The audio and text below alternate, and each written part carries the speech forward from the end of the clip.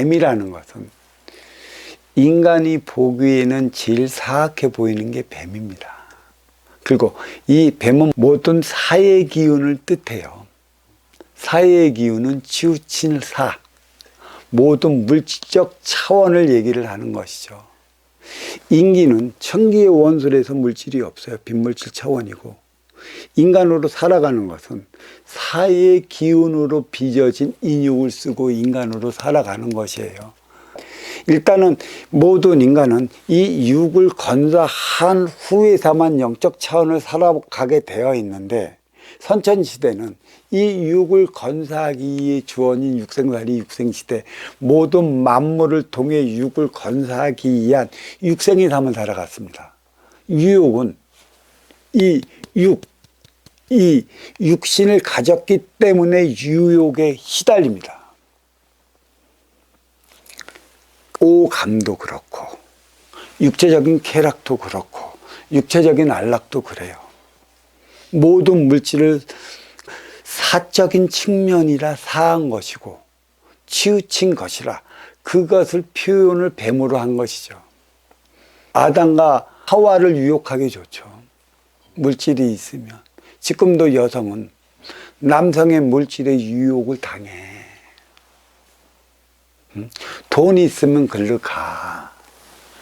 그리고 또 여성은 남성을 홀리기 위해 자기 몸매를 가꾸고, S라인 이거 있잖아. 글래머로 또 만들고, 그리고 이쁘게 보기 얼굴 성형도 하잖아요. 서로가 사땡기운이란 말이야. 그죠? 이 방편을 주어 육에만 안주되면 이렇게 육신을 쓰니까, 육신이 있으니까 너는 이뻐.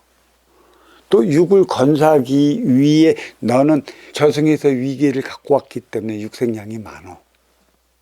그래서 이거를 제대로 쓰지 못하면 육생량 사회의 기운에 넘어가 하나 되어 살아가지 못하는 것이고, 지금 현 시대가 이렇게 불균형이 일어났어요. 양극화로 인해 갖고 쓸 때 써야 하는데 쓰지 못하기 때문에 빈부의 격차가 심해요.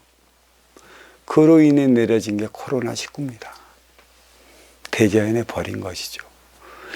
영적인 차원의 눈을 띄면 보이지 않는 영과 영이 하나가 되어야 할 텐데, 보이지 않는 영이 안 보이는 것은 육권사를 위한 육생량에 빠져 있는 것이죠. 그게 바로 사과나무예요. 사과나무도 사적인 거예요. 물질은 사적인 것으로 치우쳤기 때문에 사고, 뱀도 사람이 보기에 제일 징그러 무섭고, 그래서 사적인 차원인 거, 다 치우친 것이죠. 너의 육생도 치우친 것이고, 사과나무도 나의 육을 건사시키기에 필요한 것이고, 뱀은 육건사를 위한 행위만 취한다면 언제든지 뱀은 유혹의 대상으로 다가와 나의 삶을 살아가지 못하게 만드는 것입니다.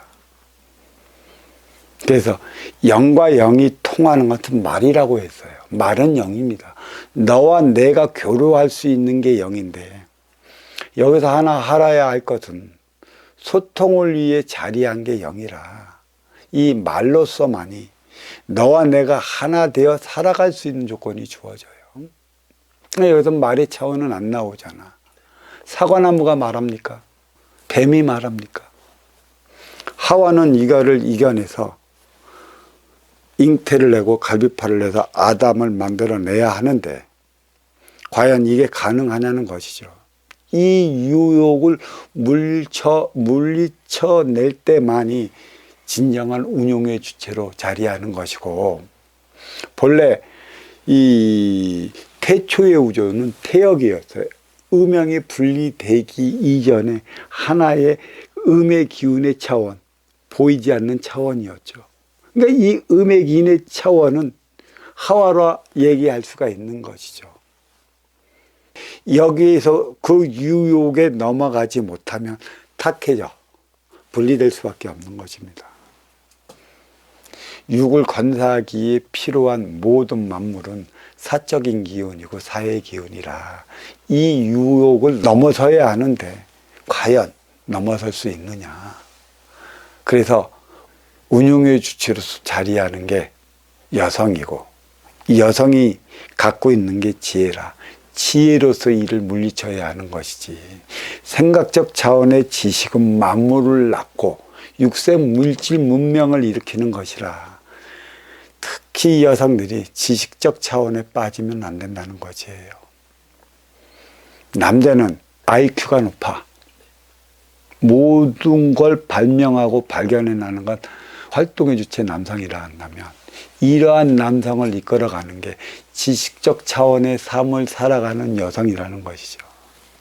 그래서 활동의 주체의 공간이 삼라만상이고, 이 삼라만상에서 가장 큰 일을 하는 게 활동 주체 남성들인 것이고, 이러한 활동의 주체를 키워내는 게 운용의 주체 여성이라. 활동의 주체의 남성을 키워내지 못하면 뱀의 유혹에 넘어간 것입니다. 이와 같은 법문은 이쯤에서 끝내도록 하겠습니다. 자, 감사합니다.